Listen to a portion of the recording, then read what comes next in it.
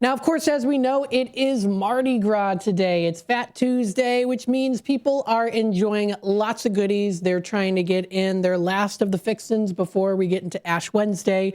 And so with that being said, you want to enjoy some good desserts, some good treats, but maybe you have a little bit of that regret lingering in with you, or maybe you can't have specific things. Maybe you are gluten intolerant, or you can't have too much sugar, or maybe you're on the keto diet or a vegan. There are options out there for you. And let me tell you, when it comes to small businesses, they do such a phenomenal job when it comes to making sure that you get those delicious treats that you enjoy, that you can share with others as well, but don't have to feel too much regret while eating them. And today, we've got a very special guest with us here in studio. We've got Daria Shulishova in with us here, a fellow Russian, as of myself too, who literally lived like 20 minutes away from where I was born, which is amazing, in the same district too of St. Petersburg, Russia. So that is really, really cool. And Daria, thank you so much for coming onto the air with us today. Hello, everyone, and thank you so much for having me here. It's such an honor to be on air today and share a bit about what I do. Absolutely. So, Daria, tell us first and foremost, what inspired you to start a bakery focused on keto-friendly, gluten-free, and vegan desserts? So I myself wanted to lead a healthier lifestyle. And as a mom to two kids, I wanted to say yes to a dessert because kids always ask, can I have a cookie? Can I have something after dinner? And it felt really, really bad to say no every time because, well, we want kids to learn how to eat healthier, less sugar, less processed things. So I started learning how to make those substitutions, how to make desserts healthier. And I went to a couple of culinary schools that actually teach you how to swap different ingredients, make them all natural without all the processed sugars and high inflammatory oils and stuff. After that, I was like, well, this is working well. My family was enjoying this, and my husband was so supportive. He said, there must be more people who are thinking the same like you do and who are following the same concepts in life, who want a dessert but don't want to feel guilty. They do not want to put anything processed, like as much as they can avoid those things, but they still want something. And first I was like, you must be kidding me. Like, there is no way I can be a bakery, like open a bakery or something. But he inspired me to try, and he believed in me before I believed in myself. So I decided, like, why not? I learned about the cottage food laws. And I operate out of my house under the cottage food laws. I'm registered with the King County Health Department, have my licenses, food safety manager certificate. And little by little, I started becoming more and more popular, and there was more and more demand. And right now, I have about almost 700 followers on my Facebook page. Grew from zero to almost 700. I'm very proud of it. Awesome. Very good. Yeah, and that's how it all started. So it's my 4th year doing this. And I look forward to serving more people in the community. That's amazing. That's so cool. Now, how has your local community responded to the concept of healthier desserts since you opened in 2022? People were excited. They were excited to try. I gave a lot of samples, and I received a lot of feedback. A lot of people follow keto styles, or they're vegan. Sometimes they're not vegan, but they are dairy-free, gluten-free, refined sugar-free, and that kind of like falls into the vegan category because once you take out all the, cow's milk and stuff, it's more plant-based. And I started, very, very small, like from just advertising in my local Gilbert's community, and some people would just stop by and sample and give me feedback. And then more and more people started sharing, and by word of mouth, I started growing. And then Google listing definitely helped a lot. And when people come and see me and they get something from me, they're usually very grateful because there is not much offered in the market. Like, it's a very niche area, I would say. There are some gluten-free, but very few refined sugar-free places where you can come and customize that. Very few keto-friendly places. And definitely there was a very, very positive feedback from people who follow those lifestyles. They were so grateful that finally they can have something on their special day, on an anniversary or birthday or party. It's so sad when you come to a dessert table and you're looking at all the beautiful creations and you have to say, no, I can't have it. So now they have an option. Now they can. Absolutely. Yeah. I know that I've met people before who are vegan or who can't have as many desserts. I myself, I can't have too much sugary stuff because like I get almost warm. And so I have to try to avoid it as best as I can. I give in at times, of course. But those specific substitutes are always really good too. In fact, for a friend's birthday, recently had a cake that was all sugar substitutes, including it was some sort of a fruit that they used instead of the sugar. I was able to eat it just fine, and it was wonderful. So that was really cool to experience that too. What are some of the if you want to dive in a little bit more? What are some of the substitutes that you do use for people out there who might be interested in knowing? Sure. So I go for my favorite substitute is a monk fruit. That's probably what you had in your dessert. Monk fruit is a natural sugar substitute. It's derived from a melon that grows in China. And they make an extract. Extract is very powerful. It's like 200 times sweeter than sugar. That's why when they make it in a powder form, they mix it with erythritol. Erythritol is also a natural derived sugar alcohol that has a zero glycemic index, so it doesn't spike your insulin level. And in combination with monk fruit, it's a very nice substitute that does not have any aftertaste. Because first, when they started with sugar substitutes, they went for stevia.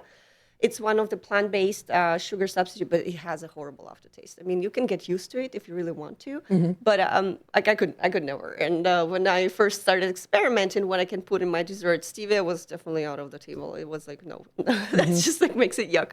So that's my favorite, like monk fruit. Then I also use maple syrup and coconut sugar. They do have, like glycemic index is not zero. So they do spike insulin levels, so they're not good for people with diabetes or those who are following keto diet. So but if you are looking for a natural substitute and you are not diabetic, you don't have a keto lifestyle, then those are acceptable and good options because they have some minerals, like trace minerals, some antioxidants in them. So it's not zero. It's not like super refined products that give you zero nutrition. Gotta just like consume it in moderation and still understand that even if it's a healthy dessert, you cannot have the whole cake to yourself. Right, of course.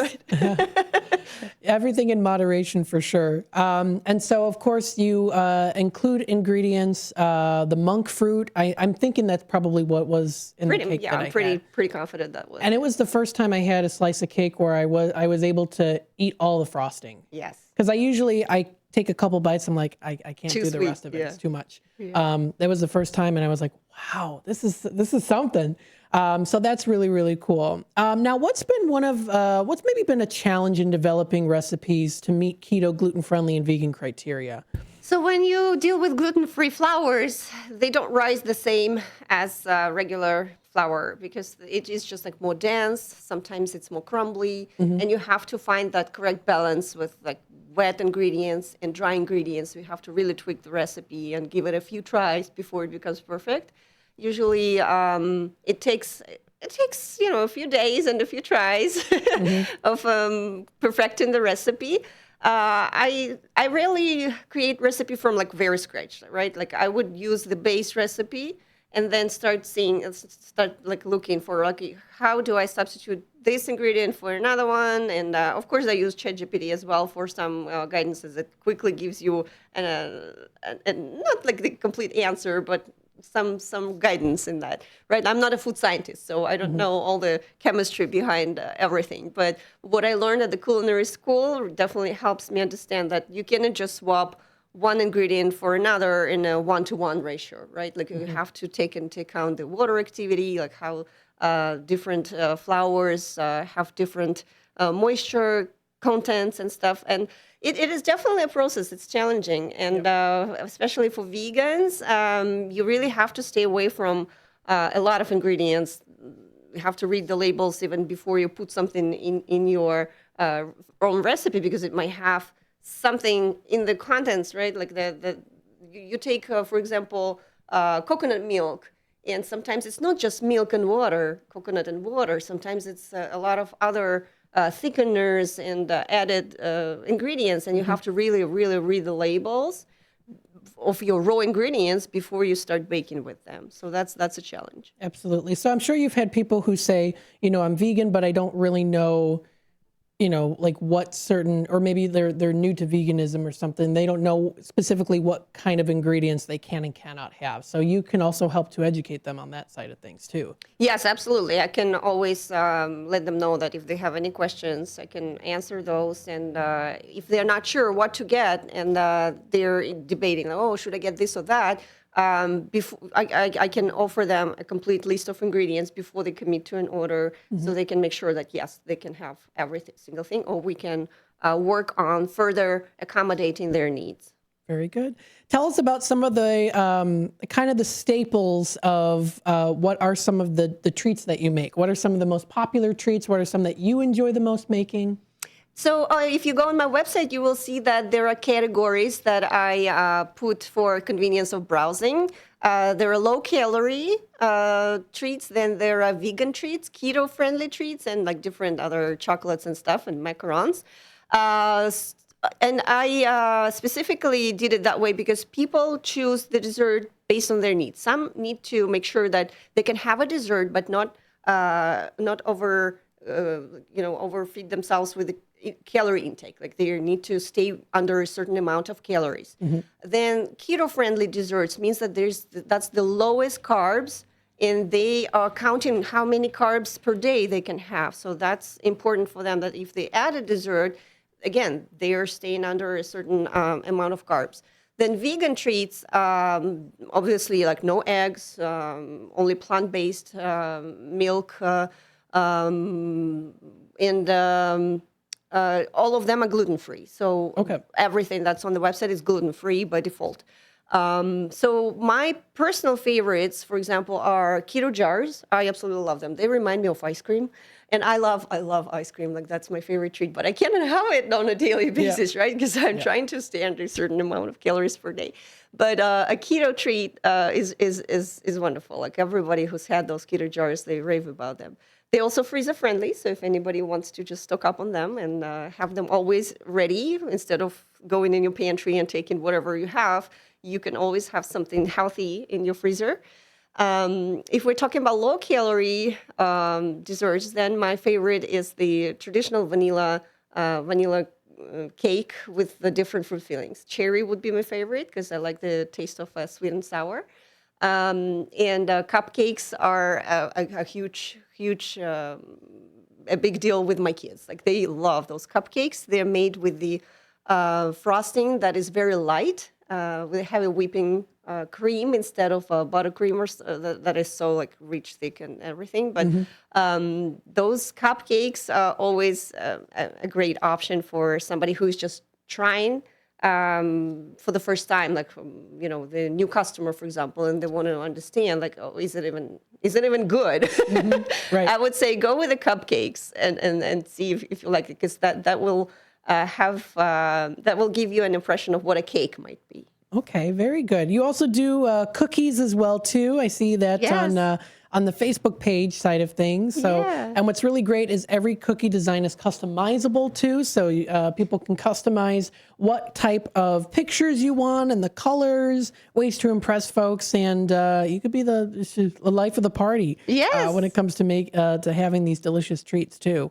And I think what's also great too is it's all made with love, because you love what you do and you love helping people. And I think that that's really great also.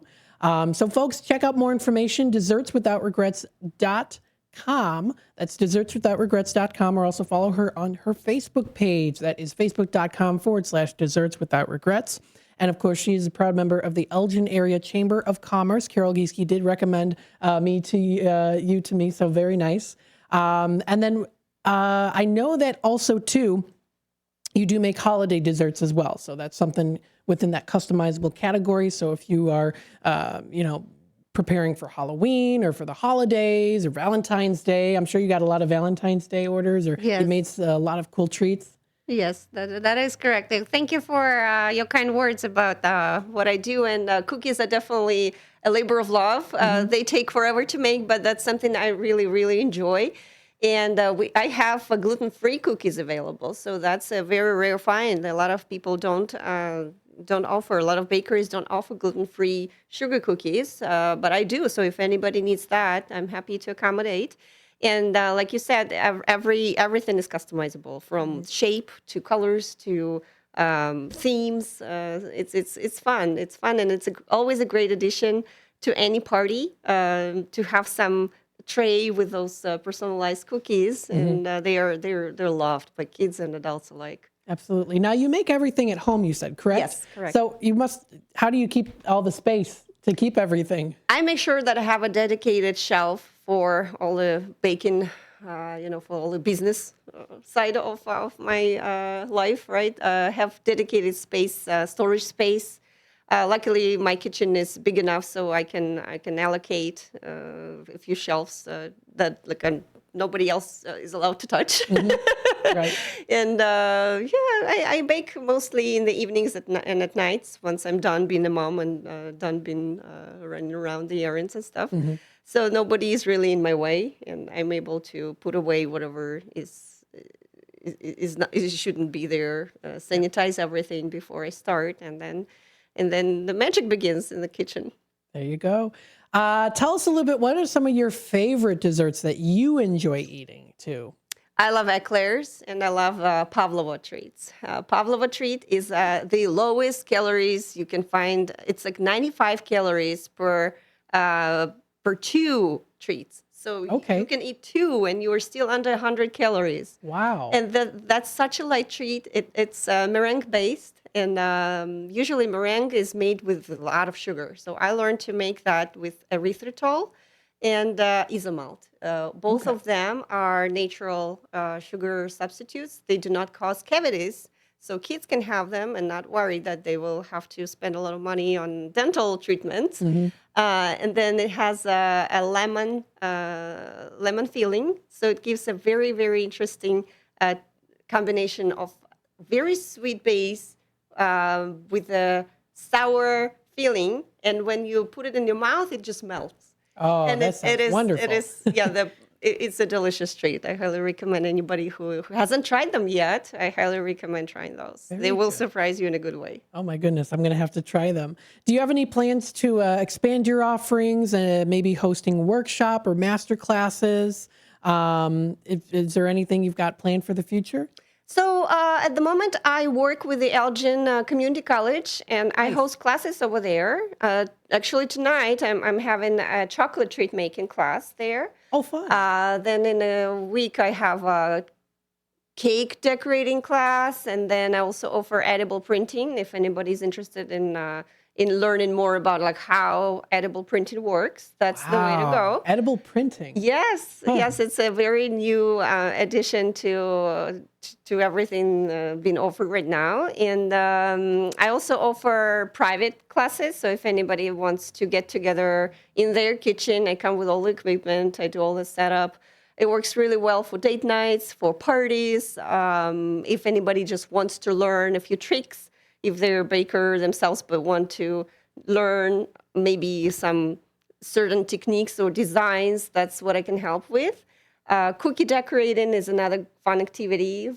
Kids can participate in those, adults as well, and learning to decorate beautiful cookies for different holidays, like around Christmas time. That's a great way to spend your time and invest some money in learning new skills, so you have the best and the most beautiful cookies during the cookie exchange. Definitely, definitely. Now, you said you've got 2 kids. Do they also help you out too?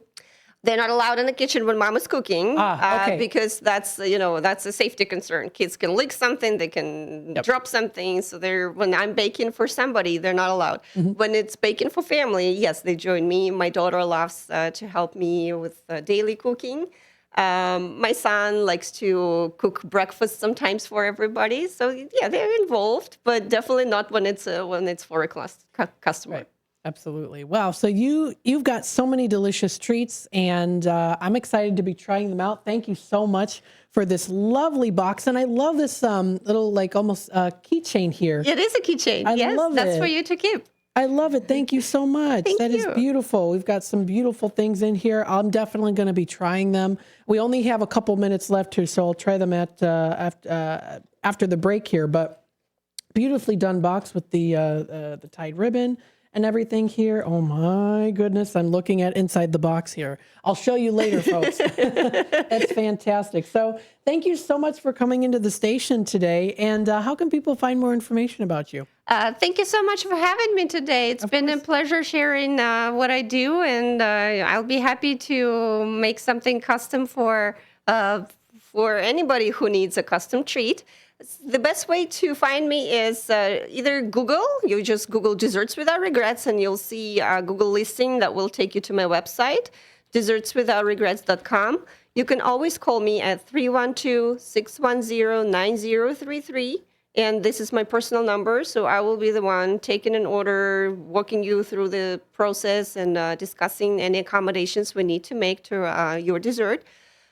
You can always message me on Facebook as well. Go ahead and join Facebook group, because I do have special offers that I post.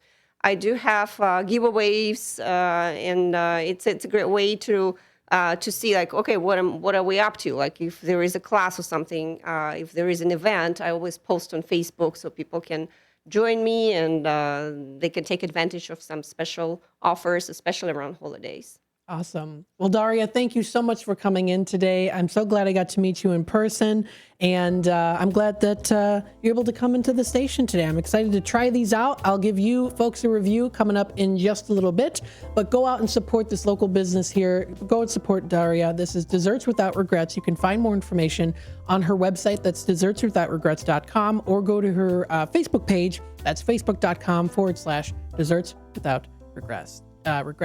It's making your life sweeter without the added sugar. I love it. Thank you so much again. Thank you. Of course, folks, we'll take a quick time out, and we'll be back with more here on Out to Lunch, WRMN AM 1410, serving you, the Fox River Valley area. Stay tuned, and we'll be right back.